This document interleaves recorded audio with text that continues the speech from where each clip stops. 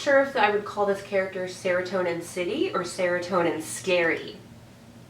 Hi friends, welcome back to my channel and my ongoing quest to review every single movie Robin Williams has ever appeared in. Please make sure to like this video and subscribe to my channel if you are not already subscribed. The viewership for these is fluctuating like crazy, just like the quality of the movies is. So today I am looking at the 1988 first release, 1989 wide release film, The Adventures of Baron Munchausen, directed by Terry Gilliam, who is a Monty Python alum. Robin will later work with Terry again in a couple of years when he does The Fisher King. This film does not star Robin Williams. Fun fact, Robin plays the King of the Moon, sort of a bit part. He has about 15 minutes of screen time. He is credited as Ray D. Tutto. He is not credited as himself.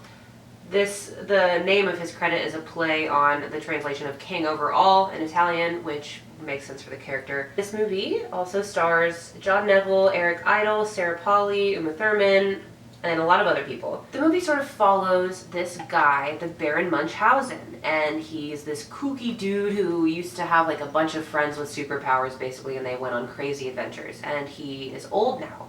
And he shows up at a play that's being put on of his life and is like, this is fucking wrong. Let me actually tell you the story myself. There's gunfire at the theater and he almost dies, but this little girl scares the angel of death away from him, and they go on an adventure to round up his old crew again and save her town. The whole deal with this movie is that the Baron Munchausen is like an unreliable narrator. Like, we don't know if the things that he's talking about happened, or if they're a story, or if he's lying.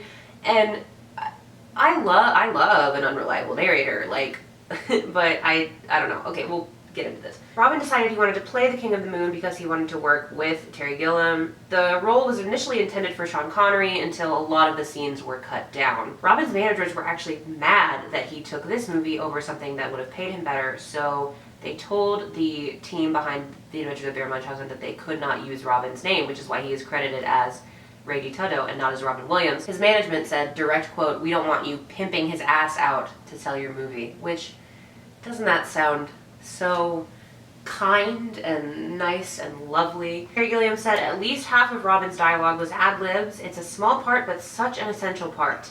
This film also had a hellish production. It went almost $20 million over budget. It was $2 million over budget before any film had been shot at all. A lot of the actors that worked on it commented that the process felt very rushed and it was madness to work on.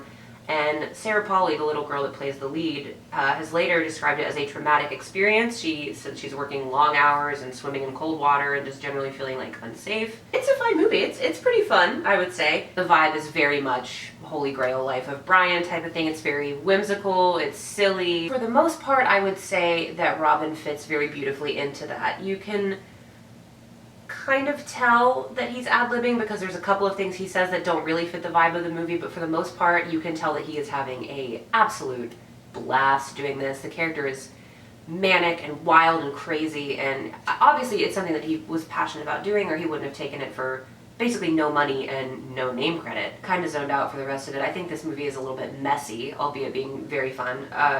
Some of the visuals are really cool. Some of them look like a school play. Wasn't really sure if that was the vibe they were going for. Uma Thurman plays the goddess Venus in one scene. Kind of weird. The gang of characters, aside from the Baron and this little girl, that all kind of have the superpowers, we see them once in a flashback and then once again when they're all old.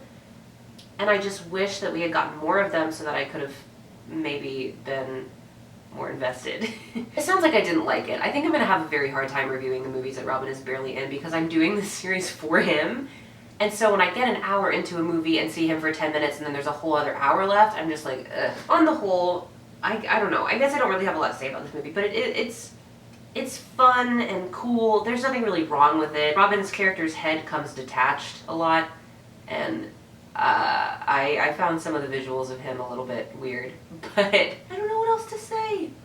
Oh god, I hope I'm not doing a bad job. Critics generally praised the film. It was nominated for 4 Oscars: art direction, costume design, visual effects, and makeup. Lost all of them. Washington Post review in particular praised Robin's scene as a high point and said that he was one of the only actor cameos that felt like more than just sort of a detail. Like, he really felt like he was supposed to be there. Although this movie was a box office bomb, the final budget was around, I think, 46 million, and it grossed 8, so it lost so much money. I think the production team was a little bit upset because they think that if they had been able to sell the movie attached to Robin Williams' name, it would have done a lot better. I don't know if it would have done a lot better. Maybe a couple more people would have gone to see it. If you like Monty Python type stuff, I would probably recommend checking it out. If you like Terry Gilliam's other work, I would recommend checking it out. If you are a Robin Williams completionist.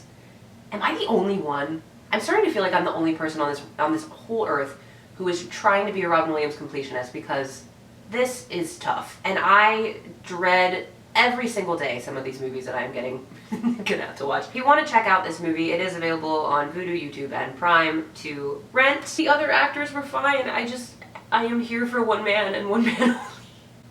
Which is going to make next week really difficult, because next week is this movie called Portrait of a White Marriage, where he is literally an air conditioning salesman. The cameo is uncredited. His name is not attached to this film in any way. If you Google image Robin Williams Portrait of a White Marriage, you will find nothing. Like and subscribe, check out my stuff in the description, podcast content, donation content, all good stuff. Stay tuned for more low energy, uncredited cameo videos, because that's the direction I think these are going to start heading. Once we get into the early 90s though, like, it's going to be a great time. Like 1991, ooh, chef's kiss here for Robin Williams. But we have to get there first. So, bear with me, and I'll see you around.